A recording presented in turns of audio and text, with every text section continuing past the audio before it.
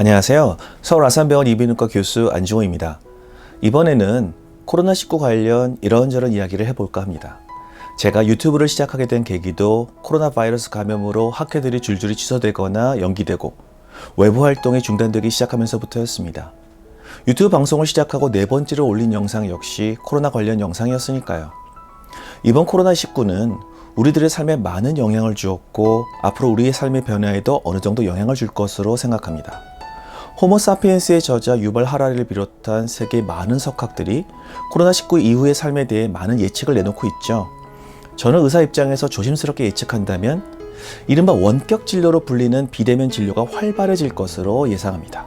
물론 우리나라는 의료 접근성이 좋아서 굳이 비대면 진료를 안 하고도 원하는 진료를 쉽게 받을 수 있지만 거동이 불편하신 어르신들께서는 전문적인 진료를 받기 위해 가족들의 도움을 받아 두세 시간씩 들여서 병원을 방문하셔야죠.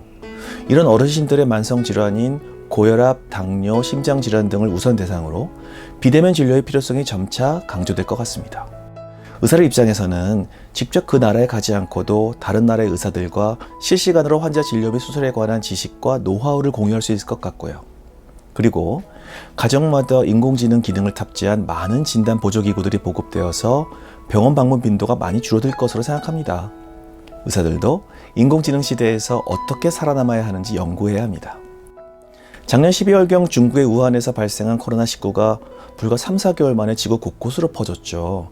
과거 사람 간의 이동이 현재보다도 월등히 적었던 14세기경 흑사병의 전염이 삽시간에 서아시아를 넘어 유럽 전역으로 퍼진 것을 보면 하루에도 수십만, 수백만의 사람이 이동하고 있는 글로벌 시대에 단순히 외부로부터의 유입을 막는 것만으로는 바이러스의 전파를 방어하기는 사실상 불가능하다고 생각합니다. 다만 초기에 좀 더 적극적으로 방어했더라면 안타까운 죽음을 더 최소화하지 않았을까 하는 아쉬움은 남아 있습니다. 이 자리를 빌어 고인이 되신 분들께 깊은 애도를 드립니다. 요즘이 얼마나 글로벌 시대인지 느끼게 된 것이 얼마 전 저희 병원에서 새로운 PC의 교체를 진행하려는데 PC의 부속품 중 중국에서 생산되어야 수입되는 것이 중국 공장에서 아직 가동을 안 해서 수입이 안 되어 완성품 PC 공급이 불가능하다는 말을 들었을 때였습니다. 나비 효과라고 들어보셨죠?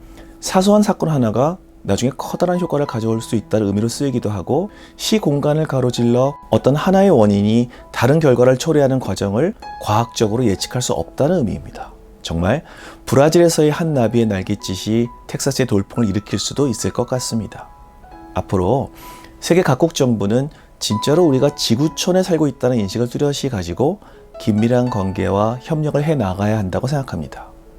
한 가지 우려스러운 것은 이번 사태로 인해서 서양인들의 동양인에 대한 혐오가 극에 달하고 인종 간, 문화 간의 갈등의 골이 좀 더 깊어지지 않았을까 하는 우려감입니다. 얼마 전에는 프랑스 의사들이 노골적으로 아프리카에서 코로나 백신을 테스트하자는 인종차별적인 발언을 하기도 했죠. 그렇지만 이번 사태에서 가장 큰 피해자는 결국 나이 지긋하신 어르신들일 수밖에 없습니다. 우리나라 통계에서 나와 있듯이 확진자 대비 사망률이 70대 이상에서 12%에 달할 정도로 매우 높습니다. 때문에 저희 부모님을 포함해서 많은 어르신들께서 집 밖으로 나가오는 것도 생필품을 사러 가까운 마트에 나오는 것도 꺼릴 수밖에 없게 되고 특히 요즘처럼 지구오염이 멈춘 시기에 날씨가 화창하고 꽃들이 만발한 계절에도 마음껏 다니시지 못하는 것 같아서 많이 안타깝습니다. 앞으로 정부에서 봄, 가을 환절기와 겨울철에는 어르신들이 충분히 사용할 만한 마스크와 손세정제를 정기적으로 댁으로 보내드리는 서비스를 해드렸으면 좋겠습니다. 요즘 마스크를 상시 착용하고 다니니까 자연스럽게 마스크에 대해서 많이 생각하게 되는데요. 우리나라는 중국의 황사 때문에 마스크를 하고 다니는 것이 자연스러운데 유럽에서는 마스크를 쓰고 다니는 사람은 아픈 사람 혹은 얼굴을 숨기고 다니는 사람으로 생각하기 때문에 마스크에 대해서 나쁜 편견을 가지고 있습니다. 마스크하면 이른바 흑사병 의사로 불리는 슈나벨 폰 롬의 기괴한 이미지가 생각나서일지도 모릅니다. 미국은 흑인 차별의 우울한 역사를 가지고 있는 나라죠. 흑인들은 후드티로 머리를 뒤집어 써도 일단 범죄자가 아닐까 하는 의심을 받는 상황인데 요즘 마스크를 쓰고 다니면 범죄자를 의심받고 안 쓰고 다니면 책임감이 없다고 비난받느라 갈등이 많다고 합니다. 결론적으로는 유럽이나 미국은 그동안 맑은 공기 덕분에 마스크를 쓸 필요가 없어서 마스크 생산량 자체도 적고 쓰고 다니는 것이 부자연스럽다는 것이 결론입니다. 요즘같이 맑은 하늘을 보고 있자니 그 점은 부럽습니다. 가까운 시일 내로 바이러스와 황사먼지를 걸러주는 마스크의 기능을 하면서 투명하게 얼굴을 드러내주는 마스크가 나오면 얼마나 좋을까 상상하고 있습니다.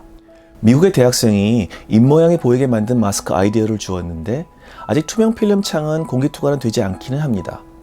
저는 진료할 때 잘 못 들으시는 어르신 환자가 많은 편인데 요즘 같은 때는 저도 환자도 마스크를 하고 있기 때문에 진료할 때 목소리가 좀 커집니다.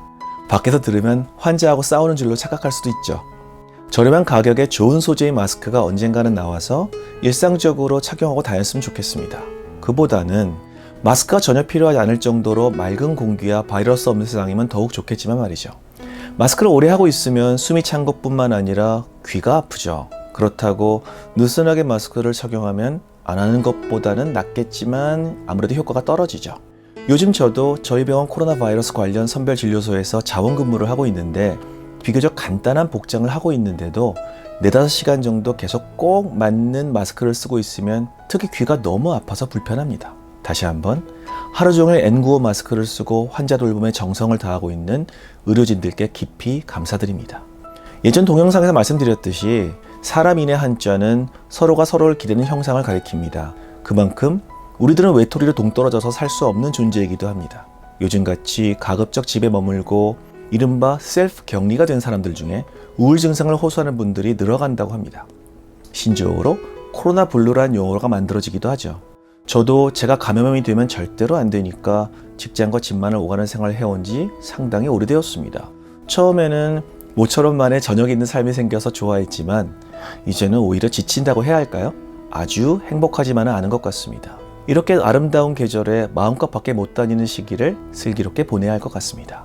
심리학자 해리 할로우의 가짜 원숭이 실험이 있죠. 잔인한 실험이긴 하지만 새끼 원숭이를 어미가 격리시키고 가슴에 우유병을 달고 젖을 주는 철사 어미와 젖은 없지만 부드럽고 폭신한 헝겊 어미, 이 두 종류를 놓고 새끼 원숭이의 선택 실험을 한 것인데요.